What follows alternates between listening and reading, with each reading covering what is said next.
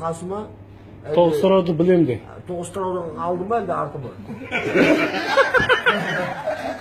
Бүгінгі осы Қытайдағы сәнді салтанат үшін осы дастархан, сыйлы дастархан жиналып отыр, жайылып отыр. Ең әуелі бірінші тілектеріңізді бәкең етіңіздер.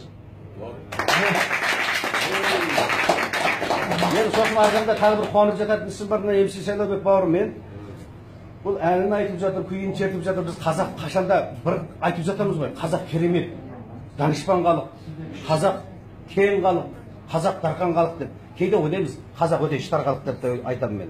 Себебі өзімізден бір жырт еткен өнер адамдарын осыншама хатпалайтын жайымыз бар. Ал Сайлаубек ән айтпағанда не істейміз біз? Онда Сайлаубектің не дер еді? Ал енді Сайлаубек көшеде арақ ішіп жатқанда не істейміз? Сонда біздің бір жеріміз өсе ме? Жоқ, біздің кредитімізді банкке қайтарып бере ме? Сайлаубек жатқан сонда кредиттерін қайтарып береді. Олай болмайды. Сайлаубек ән айтқан екен, мейлі кімнің тілінде айтсын, басқаның тілінде айтсын. Әйтеуір бір қазақ сахарада шырқап жатқан екен, біз қолдап қоюымыз керек. Сосын сіздерге тағы осы Қазақстанға қайтып барған екен, ауылдастарға бір айта жүріңіздер. Үлкен бір сондағы журналистің өзі сіздерге өкпесі бар екен деп. Менде Алматыға барып, Астанаға барып жүріп, талайлармен араласып, талайлармен сырласып жүрген жайым бар. Бізде өткенде ана неме деген программаға шығарып жатыр да, айтып жатыр да. 81 жылы Өзбекстанда айтылып кеткен әнді, осындай жаным қазақ, осы ән 81 жылы Өзбекстанда айтылып кеткен ән дейді. Ол Өзбекстан келіп Қазақстанға арыз жасап жатқан жоқ, біздің әніміз мынау, біздің өлеңіміз деп жасап жатқан жоқ. Тып-тыныш жатқан біздің қазақ, мынау Өзбекстанның әні деп арызданып жатыр да.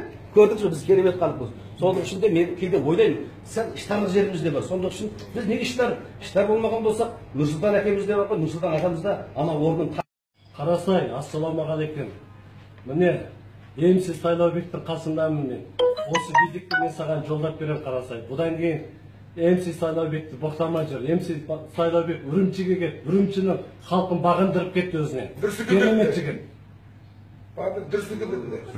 Смотри, ты попутал берега, Исай, Қарасай. Қарасай!